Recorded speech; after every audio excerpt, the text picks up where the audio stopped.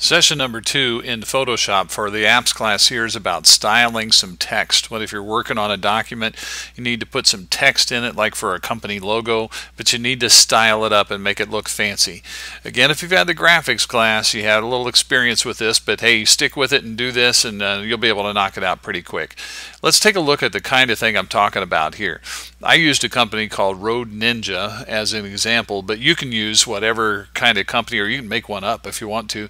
But Road Ninja makes like GPS equipment that helps you navigate as you're driving and things like that. So they use black and gold as their colors, and so that's what I picked. So here's an example, and I'll probably use this example in my demo that I'm going to do here. But you notice how the text looks pretty fancy. It's got a lot of effects applied to it, and it's kind of slanting off into the distance and things like that, and we'll take a look at how to do all of those things. Now, if you look on Drive L, and let me see if I can pull this up here. If you look on Drive L, in the folder for this project, you'll see a PDF file here called 002 logo text, and if you double click that, we can kind of go over the things that are coming up here. 25 points on this one today. We're going to create some logo text in Photoshop, and we're going to use the type tool. We're going to warp it, and we're going to use some layer effects, not necessarily in that order. Here's a document setup for you here. I've got step-by-step instructions. I will demonstrate filling the background layer. We did that in the last assignment, but I'll show you that once again real quick. How to create a type layer. All right, we'll work on that. How to format the type. We're just talking about working on things like the font, the size, things like that, and then how to make it as big as you want it to be. We'll work on that, and then we're also going to look at warping the text a little bit, and then adding some effects on the text as well. When you get it all done, you'll save it on your network drive. I have a suggested file name for you right here, logo text, and then turn it in on Drive L, drag it and drop it on Drive L. All right, you'll need Photoshop running, and I'm going to go ahead and close this one. This is my example here, or it doesn't matter if I close it or not. Once Photoshop is running, you'll click File and click New, and again, like we did in our previous in session 1, we're going to use the web preset here. I'll go to Web, and we're going to use 800 by 600. That's fine. That'll work fine for what we're doing. So I'll just click OK there, and you have your document ready to go. Control 0 on your keyboard will zoom that up to fill your entire workspace. If you want it to do that, that's really kind of up to you as well. All right, now I'm going to fill my background here, my white background, with black. Just because that's the color scheme that I'm working with here. Now, if you could do Nike or Adidas, or you could come up any product you want to do is okay, but I'm going to do Road Ninja. All right, so they use black and gold, so I'm going to I'll just go to Edit, Fill, and I'm just going to use black. Black's one of the options here on the fill menu, so I'll just fill it with black, and I'll click OK, and got it. Okay. Now the next thing I'm going to do is make a type layer. I want to go ahead and get my type on here. All right. Well, the type tool is the capital letter T here on the T, and you want to just make sure I'm not going to use vertical or any of these mask tools. I just want to use the horizontal type tool. All right, so I'll click there, and I'll click once, and I'm going to go ahead and type, and I'm going to use caps lock on mine because I want to. Road Ninja. Now you'll notice that mine is coming out red, and it's not huge, but it's reasonably large. Yours might, when you type it on there, it might just be black and very small, and you might not hardly be able to, especially if a black background, you wouldn't even be able to see it. But I'll show you how to handle that. Part of why mine's doing it this way is because of some things that I've done previously with Photoshop. All right, so once I get that on there, I've typed it on there, Road Ninja. I'm just going to click up here on the Move tool, the very top tool. All right, now here's what happened. Over here on the Layers panel on the right-hand side, anytime you create a type layer, it makes its own layer right over here. It says Road Ninja, and you see this big capital letter T. To go to work on formatting this a little bit, I'm going to double-click on this capital letter T, and it will highlight the text in the Photoshop document. Now I can come up here to the options bar that goes across the top, or the control panel, or whatever you want to call it up here, and I can change a lot of things about this. I can change its font. All right, I'm going to go with impact on my font, so I got to go, these are alphabetical, and you might not have all the same fonts on your Windows computer at school. I'm working on a Mac, so the fonts might be a little bit different, but you find the font you want. I'm going to go with impact for this. There's some sizes here, but I'm going to show you how to size it a little bit differently here in a minute anyway. And there's also color setting right here. Right now this text is red, so I can click here and I can make it whatever I want. For right now, it does. I'm going to play with it some more in a minute anyhow, so it doesn't matter too much what color I make it. I'll make it a gold, kind of a gold color, because Road Ninja uses gold and black. All right, so I'll click OK there. All right, and also up here there's some, left justify and center and right justify, and there's some possibilities that you can work with up there. Now that I've got that kind of formatted here, I'm going to click on the move tool again, the top tool, and really I would like for this to be a lot bigger than it is right now. And I think the easiest way to make it the size you want it is to make sure you have your type layer selected on your layer panel, and on your keyboard go to Control T, do a keyboard shortcut, Control T, and you'll get these handles. And now I can stretch this up and I can make that as big as I want to make it.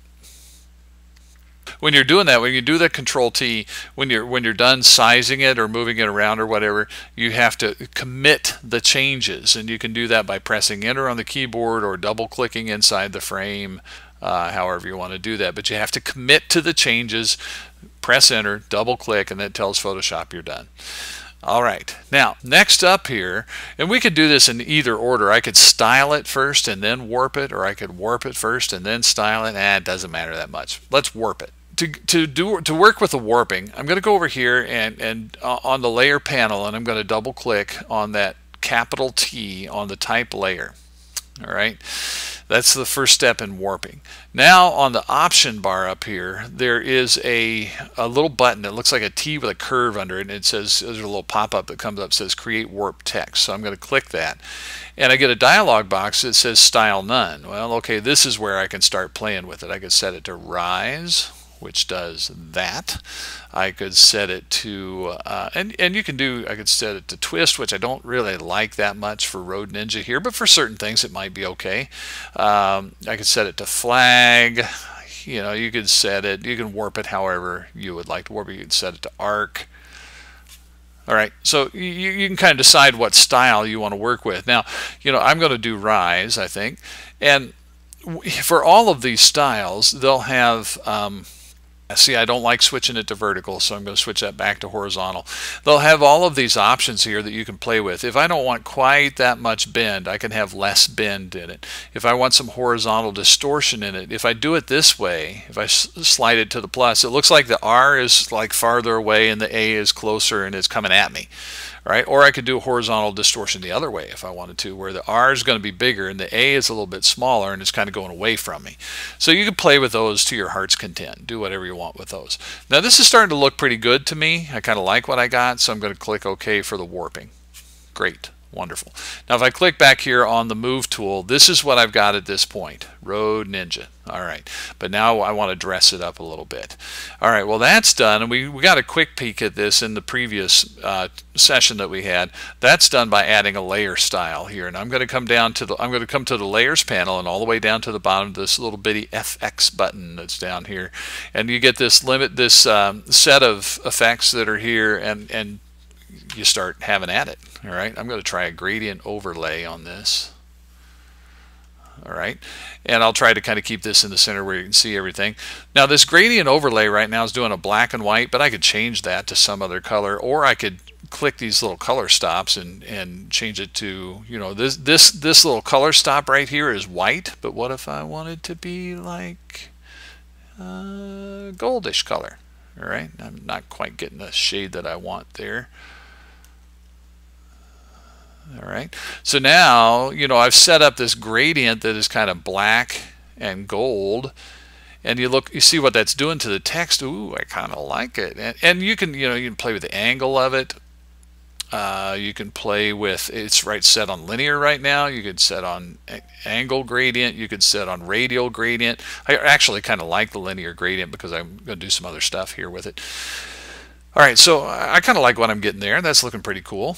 So I'm going to go to an outer glow. All right, I'll come down here to outer glow and turn that on. And you can play with the color of the outer glow. All right, the color that I've got here isn't bad. I might make it just a little more yellowish. and I can play with the spread and the size of that. And so now you can see that glow appearing around the letters. Yeah, that's looking pretty good. And what if I add a stroke to it? Oh yeah, maybe I'll bump the thickness of that's a black stroke. I'll make it maybe 3 instead and make it go on the inside of the letter. Oh yeah, see what I'm getting here? I just start playing with these things. I'll try a bevel and emboss and put some texture on. Oh yeah, see, it's a matter of playing with things and just kind of seeing what you like. You gotta, if you're gonna, that turns out good, you gotta tinker with it, you gotta play with it, you gotta see what you can come up with. See if I like this satin kind of deal here. Yeah, maybe drop the opacity on that, play with those options, and I'm starting to get something that I like pretty well. All right, so you see the ideas here. The steps are, you got to create some text, you got to warp the text, then you play around with these effects and you wind up with something that, hey, that's kind of looking kind of cool. I've got something that the company could actually kind of use as a logo for a sign or a billboard or something like that. All right, so I have completed my task here. I've created some text, I've styled it up, I've warped it, I'm in good shape. So I want to go ahead and save this. I'll do a file, I do a save as, and I would want to get to my network drive, right? I'm not connected to my H drive right now, but you are. So you get to your network drive H, and just call this like logo text, and there we go. And that would be, that's that assignment. You make sure you save it, you drag it, drop it into your turn-in folder, and you got it. All right, hey, your turn. Off you go.